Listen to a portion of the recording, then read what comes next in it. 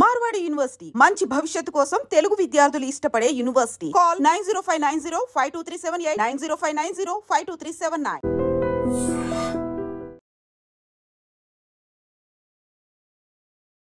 నమస్తే, welcome to iDream social spotlight with కవిత.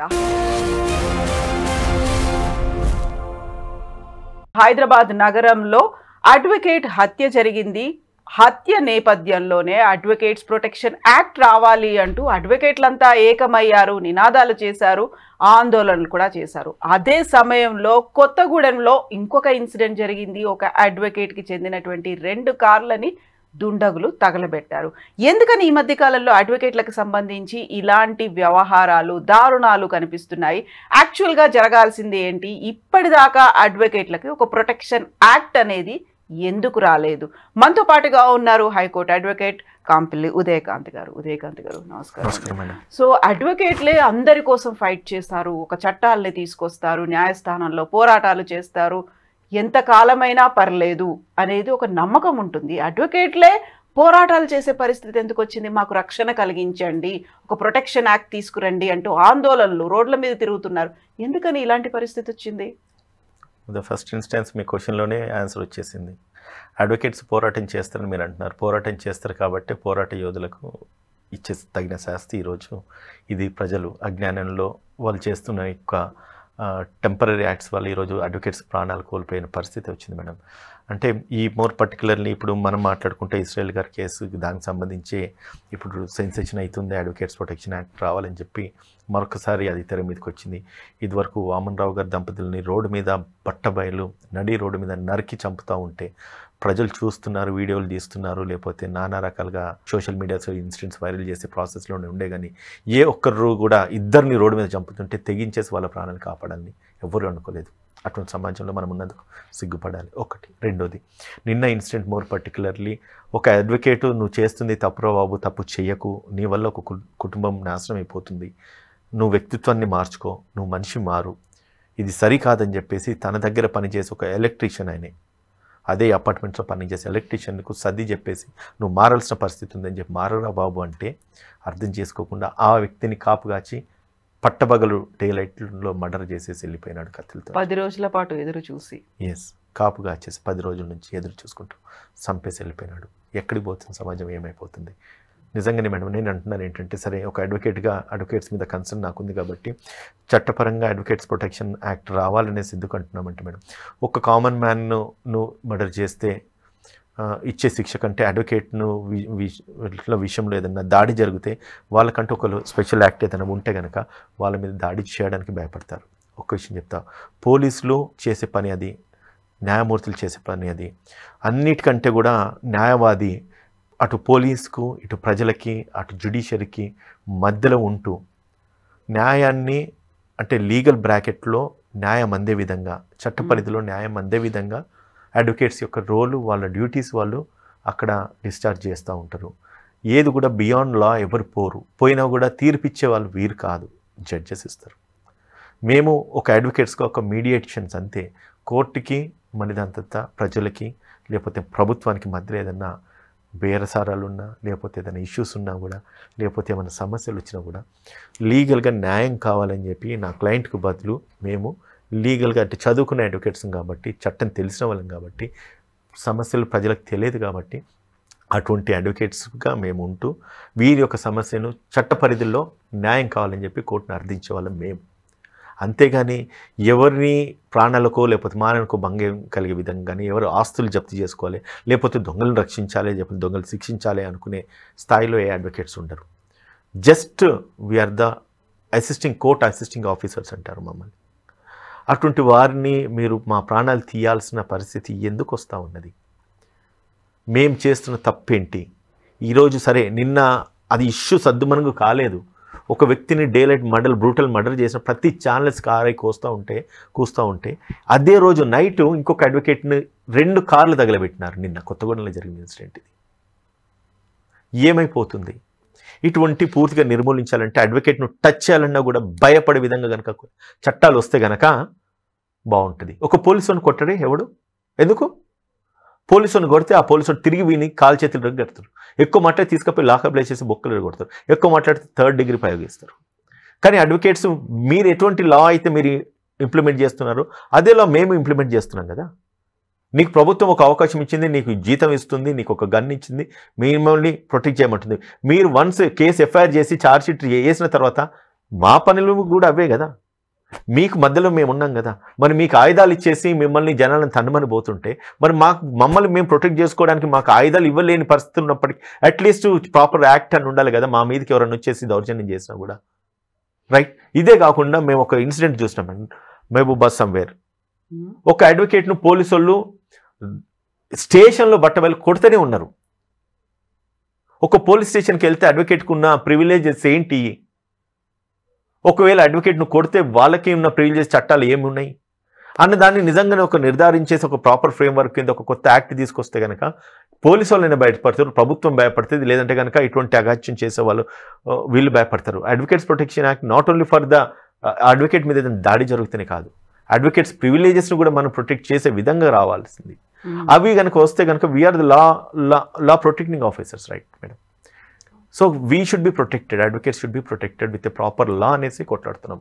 మా advocates కూడా నేను ఒకటి మాట్లాడుతున్నాను. నేను కూడా ఇప్పుడు మరి మాట్లాడి వెళ్ళిపోతే మళ్ళీ దీని జోలు నేను తీయకపోవచ్చు. కానీ మా అడ్వకేట్స్కి నేను అప్పీల్ చేసేది ఏంటంటే ఏమైనా జరిగిన కొద్ది రోజులే కాదు, అది ఇప్పుడు ఇది జరిగింది కదా, రావాలి చట్టం రావాలి. మొన్న వామన్ రావు గారు చంపేసినారు, కొత్త చట్టం రావాలి. మొన్న పోలీసు వాళ్ళు అడ్వకేట్ను కొట్టిండ్రు, మా లా ప్రొటెక్షన్ యాక్ట్ కావాలి.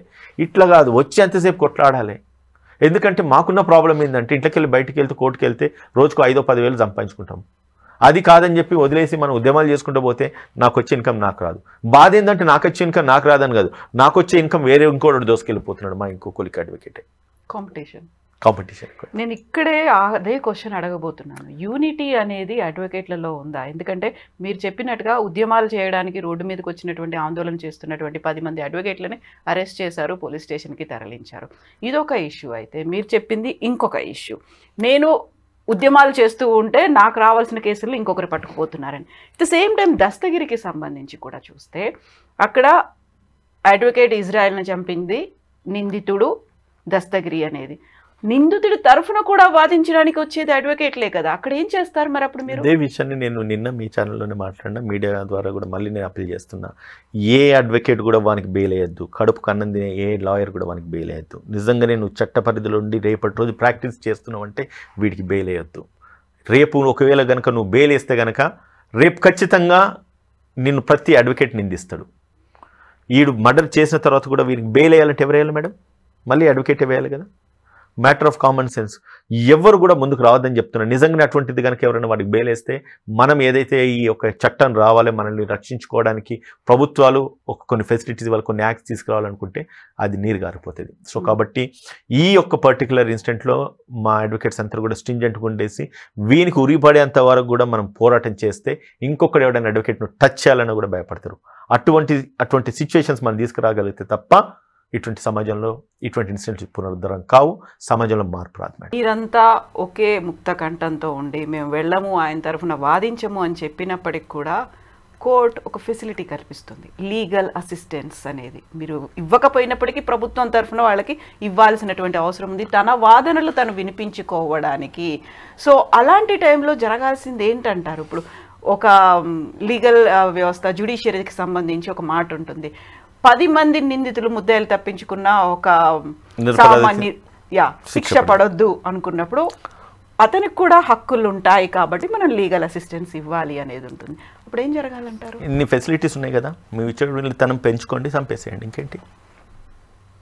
ఇదే కదా మన చట్టంలో ఉన్న లోటుపాట్లు ఇవి కాబట్టే వీటువంటి వాళ్ళు తయారవుతున్న చంపేస్తున్నారు. చంపేసుకోండి, మేము చచ్చిపోవడానికి మేము సిద్ధంగానే ఉన్నాము. ఎప్పుడైతే ఇవి జరుగుతాయో దీని మీద స్ట్రింజెంట్ యాక్షన్ తీసుకుంటాం, స్ట్రింజెంట్ పనిష్మెంట్స్ ఉంటాయి. మా చట్టాలు ఇట్లా ఉన్నాయని కనుక వాడికి తెలిస్తే వాడు చేయడం మేడం.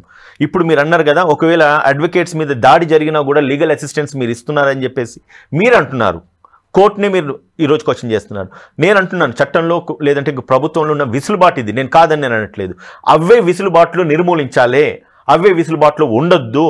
ఒక అడ్వకేట్ని కనుక కొట్టినా తిట్టినా చంపినా కూడా లీగల్ అసిస్టెన్స్ కూడా ఉండొద్దు వాడికి. నీకు చేతనైతే 14% కింద నీ కేసు నువ్వు వాదించుకో, నువ్వు దోషి కాదు నిర్దోషి అని చెప్పేసి నిరూపించుకున్న తర్వాత నువ్వు సమాజంలో బతుకు. కానీ వాడు నేరం చేసిండు, వాడు చంపినాడని చెప్పేసి పట్టబగలు కళ్ళతో చూసిన విట్నెస్లు ఉన్నారు. నిజంగా ఇవన్నీ జరగాలంటే ట్రయల్స్ కూడా నేను చెప్తున్నాను మేడం, అడ్వకేట్స్ మీద దాడి జరిగితే కనుక ఇమీడియట్గా ఫాస్ట్ ట్రాక్ కోర్ట్స్ పెట్టాలి, ఆ యాక్ట్లు కూడా అదే అమెండ్ చేయాలి. ఒకవేళ ఇటువంటి అడ్వకేట్స్ మీద ప్రాక్టీసింగ్ మోర్ పర్టికులర్లీ ఇటువంటి అడ్వకేట్స్ ప్రాక్టీసింగ్ అడ్వకేట్స్ ఎవరైతే ఉన్నారో వాళ్ళ మీద కనుక దాడులు జరిగితే వాళ్ళకి అసలు first of all legal assistance కూడా తీసేసేయాలి. అండ్ అది ప్రూవ్ అయ్యేంత వరకు కూడా వాడిని కస్టడీలను పెట్టాలి. వాడు ఇన్నోసెంట్ అని చెప్పి వాడు ప్రూవ్ చేసుకోవాలి. నేను ఒకటే ఈ కేసులో మోర్ పర్టికులర్ ఆ లేడీ పైన చూస్తూ ఉంది పలానోడు చంపినాడని చెప్పేసి, నన్ను దస్తగిరి పొడిచినాడని చెప్పి ఇదే అడ్వకేట్ కార్లో వెళ్తున్నప్పుడు వాళ్ళ కుటుంబ సభ్యులకు చెప్పినాడు. అది డైయింగ్ డిక్లరేషన్ అంటాం మనం లీగల్ టర్మినాలజీలో. ఒక వ్యక్తి చనిపోయక ముందు ఏదైతే స్టేట్మెంట్ అది ఇచ్చినాడో ఆ ఇచ్చిన స్టేట్మెంట్ అది ముమ్మాటికి నిజం అని చెప్పి మేము ప్రిడిక్షన్ అంటాం, మన్న వాళ్ళు వాంగ్మూలం అంటాడు. చనిపోయే వ్యక్తి ఎప్పుడు కూడా అబద్ధం చెప్పడంటారు. సో అబద్ధం చెప్పడు కాబట్టి తను ఏదైతే స్టేట్మెంట్ ఇచ్చినా అది నిజమని నమ్మాల్సిన అవసరం ఉంటుంది. దో ఇట్ ఈస్ మ్యాజిస్ట్రేట్కి ఇచ్చినా, దో ఇట్ ఈస్ డాక్టర్కి ఇచ్చినా, though it is a family మెంబర్కి ఇచ్చినా, లేదంటే ఒక కాగితం రాసి చనిపోయినా కూడా అది ఇట్స్ డైయింగ్ డిక్లరేషన్, మరణ వాంగ్మూలం అంటాం.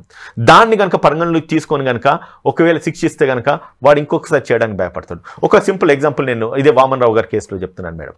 ఆయన ఎప్పుడైతే మర్డర్ చేసినప్పుడు ఆయన కరాకట్టిగా చెప్పినాడు మేడం, నన్ను చంపింది పలానా వ్యక్తి, పలానా వాళ్ళు నన్ను చంపించినారు, వాళ్ళ హస్తం ఉంది, నన్ను చంపడానికి ఈ వ్యక్తి నన్ను చంపినాడు, ఈ వ్యక్తి తన వాని మనిషి అని చెప్పేసి చనిపోతూ ఆయన ఇచ్చిన వాంగ్మూలం ఏదైతే ఉన్నదో ఈ రోజు కూడా అది ప్రివేల్ కాలేదు. చంపినోడు బయట ఉన్నాడు, చంపించినోడు బయట ఉన్నాడు. What is the lapses, what is the టెక్నికల్గా మనం ఎక్కడైతే నలిగిపోతున్నామో, చట్టాలు ఎందుకు ఇంత మీరు అన్నట్టుగా 99 మంది నేరస్తులు తప్పించుకున్న పర్లేదు, ఒక్క నిరపరాధికి శిక్ష పడద్దు. ఎందుకు 99 మందిని ఎందుకు మనం తప్పించాలి చెప్పండి? ఒక్క నిరపరాధికి శిక్ష పడద్దని నీకు ఎంతైతే కన్సర్న్ ఉందో 99 మంది నేరం చేసిన వాళ్ళని ఖచ్చితంగా శిక్షించాలన్నంత కన్సర్న్ ఆ జిల్ కసి ఎందుకు మనకు ఈ జ్యుడిషియరీలో లేదు? Why you are saying that? మీరు చెప్పండి మేడం. మీరు అన్నారు కదా 99 మందిని మనం తప్పించవచ్చు అని చెప్పేసి. నేరం చేసే ప్రతి ఒక్కడు నేను 99 ఉంటాను నాకేం ప్రాబ్లం లేదని అనుకుంటాడు. నేరం చేసినా కూడా తప్పించుకోవడానికి నేను ఒక్కట్లో ఉంటే తప్పించుకోగలుగుతాను కదా అని చెప్పేసి వాడు అనుకుంటాడు. Framing of the construction it self is not correct. Yeah Udayakanth గారు, ఇప్పుడు మనకు ఇండియన్ పీనల్ కూడా ఐపీసీని వీటన్నిటిని మార్చేసిన తర్వాత న్యాయ సంహితాలు మనకు వచ్చాయి. మనకంటూ మన దేశం మనకి తగ్గట్టుగా కొత్తగా మార్చుకుందాం, అవ్వద్దు పురాతనమైనటువంటి రాచరిక పోకళ్ళు బ్రిటిషర్, అందులో అయినా ఇది ఎందుకు పెట్టలేకపోయారు? అవే దాన్నే పేరు మార్చేసి దీంట్లోకి తీసుకొచ్చిన, దాంట్లో ఉన్న సెక్షన్స్ కొన్ని మార్చేసి బిఎన్ఎస్లోకి తీసుకొచ్చినారు. ఐపీసీలో ఉన్న చట్టాలే అవి, బిఎన్ఎస్లో ఉన్న చట్టాలు అవి, కొన్ని మార్పులు చేర్పులు జరిగినాయి. మరి ఇప్పుడు అడుగుతున్నాను, మరి మర్డర్ చేస్తే ఉరి తీసేద్దామని చెప్పేసి ఎందుకు తీయట్లేదు? బిఎన్ఎస్ వచ్చి సంవత్సరం అయింది కదా, ఆ మధ్యకాలంలో ఏం జరగలేదు.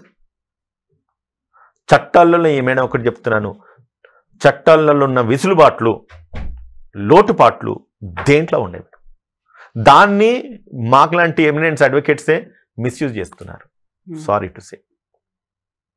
పోరాటం కంటిన్యూ చేయాలి కదా మళ్ళీ మీరు? ముమ్మాటికి చేస్తేనే కదా మేడం. ఈరోజు అంటే చనిపోయిన వ్యక్తిలో మనం ఉంటే, ఈరోజు ఇజ్రాయెల్ని చంపేసినారు, రేపు నన్ను కూడా చంపేయచ్చు. ఎందుకంటే మేము కూడా హై స్టేక్ కేసులు చేస్తాం, కొన్ని 100 కోట్ల ప్రాపర్టీ డీల్ చేస్తున్నాం. అసలు ఇది కేసే కాదు నిజంగా నన్ను అడిగితే. వీడు చేసిన చిన్న తప్పది, ప్రొటెక్షన్ కోసం వెళ్ళారు అంతే. నాకు ప్రొటెక్షన్, నా క్లయింట్కి ప్రొటెక్ట్ ఇవ్వమని చెప్పి పోలీస్ స్టేషన్లో ఒక అడ్వకేట్గా కంప్లైంట్ ఇచ్చినందుకు చంపేస్తాడా? ప్రాణం తీస్తాడా? ఇంతటి పరిస్థితికి అగత్యాన్ని దారితీస్తాడా? తను చేసిన నేరం అది చిన్న నేరం యాక్చువల్గా అయితే, దానికి శిక్ష తక్కువ ఉంటుంది. ఈరోజు దస్తగిరి చేసింది అంతకంటే పెద్ద నేరం ఇది.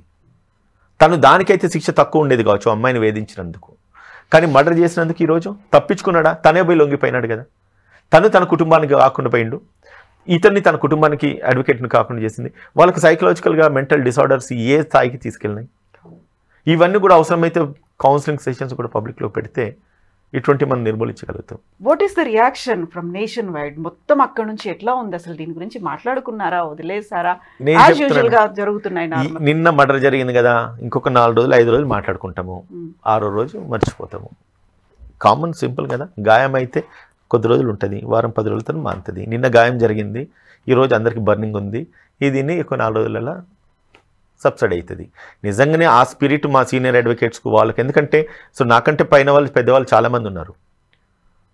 నేనన్నా కనీసం ఈరోజు టీవీ ముందు వచ్చి మాట్లాడుతున్నాను, వాగుతున్నాను ఏదో, కానీ మరి ఎవరు కూడా ఎక్కడ మాట్లాడుతున్నారు ఏమైతే నాకైతే పెద్ద మా అడ్వకేట్స్ రియాక్ట్ అయ్యి మాట్లాడినట్టే కనిపించలేదు. సరే, అక్కడ ఇప్పుడు మాకు అన్నిటికంటే ప్రాణం కంటే ఎలక్షన్స్ ఇంపార్టెంట్ అని మా హైకోర్టులో దాని మీద దృష్టి పెట్టినారు. నేను చనిపోయినరా బాబు అని చెప్పి ఆయన కండోలెన్స్ ఎక్స్ప్రెస్ చేస్తే నాకు ఓటే అని చెప్పి ఇమీడియట్గా రిప్లై వస్తుంది. ఎవరి స్వార్థం వాళ్ళది. So change can't expect. మా వాళ్ళు చూసి అని తిట్టుకుంటారు. చూద్దాం. ఒక పోరాటం కంటిన్యూ అవ్వాలి అండ్ మీరు అన్నట్టుగా ప్రొటెక్షన్ ఉండాలి. Thank you so much Uday. Thank you.